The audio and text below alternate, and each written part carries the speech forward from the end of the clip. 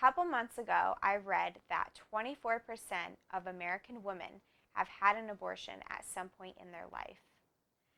Also, 4 out of 10 women that had an abortion were actively going to church at the time of their abortion. These statistics surprised me, and our team felt called to start a post-abortion program to minister to many men and women who have had a history of abortion.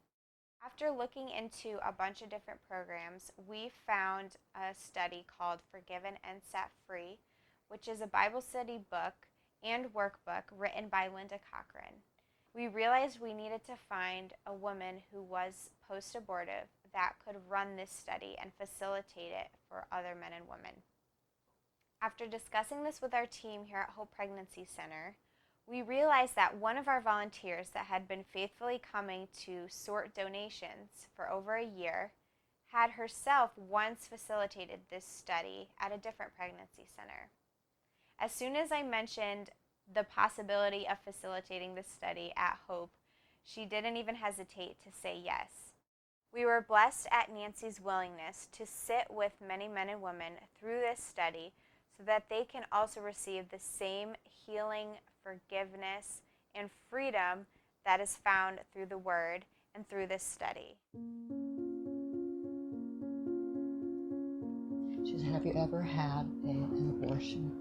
And I don't know how she knew. So I did share that, yes, I did. And at that point, I was introduced to Bible study, Forgiven and Set Free. When I realized, all the things that I had been struggling with, depression, nightmares, flashbacks, feelings of inadequacy, increased alcohol use, all those things were related to my trying to cope with something that I really didn't know was the reason, other than some of the dreams were very specific to having lost a baby. You don't realize the impact that the experience has on you because, number one, it's a right, it's a choice, that's what the world tells you, and that it's something that is going to make everything better. It's like a Band-Aid. It's going to make everything better. And then when you start experiencing things like I had mentioned, the depression and these dreams I would have of losing a child, you can't deny that was a child. Even at the time, not knowing, I think in your heart you know that. So there was a grieving. And I think in the group, you're able to grieve. You're able to also better understand who God is and the wonderful forgiveness that He offers. I think, too, to realize that He cried when I had the abortion experience. Sometimes the natural feeling is that we're in it alone. Where was God? But to realize that He was there. We made a choice, taking on the responsibility of having made that choice, but knowing that He still loves you, and He cried with you, and you went through that. He was saying, "Oh, my child," and the idea that He welcomes you back, but then He also, through the study, galvanizes you to, once you've received that healing, and you realize what the experience, the impact it had on your life, you're really sensitized to others who have had that experience and how they could benefit from the study. When you go through in a group setting, I know that the study is offered both individually, for individuals who feel more comfortable one-on-one, or two counselors and one individual.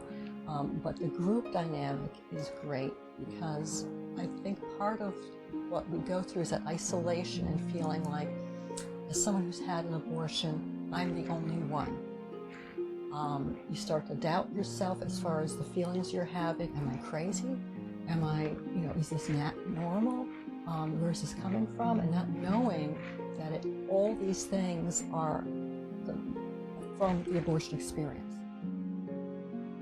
A lot of women don't realize the root cause, and I don't think the even well-intentioned counselors and doctors are well-versed in what being post-abortive is. Okay, so They may be saying it's due to something else, when basically the root cause is the abortion experience.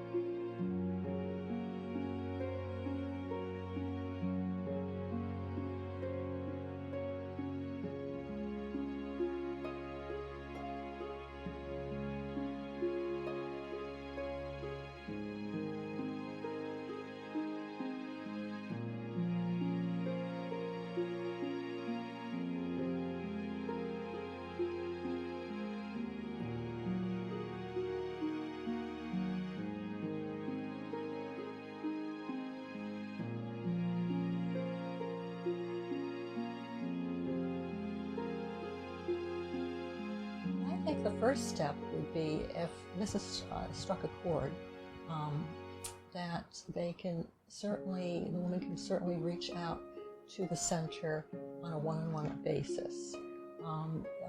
It's handled confidentially.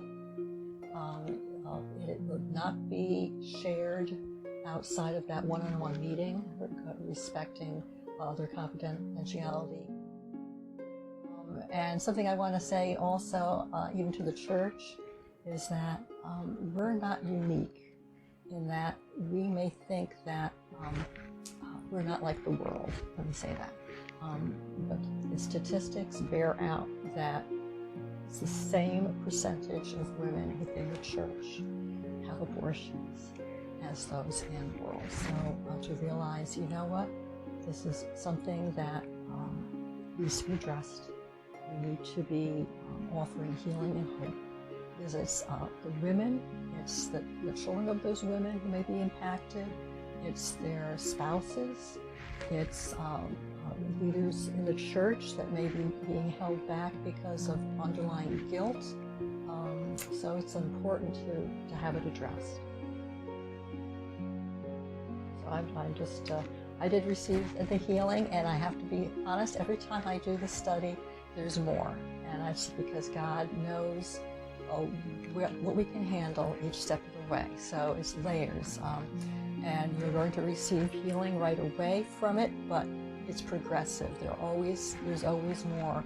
And the scriptures are so powerful that it just, he does take all those negative things and he turns it for good.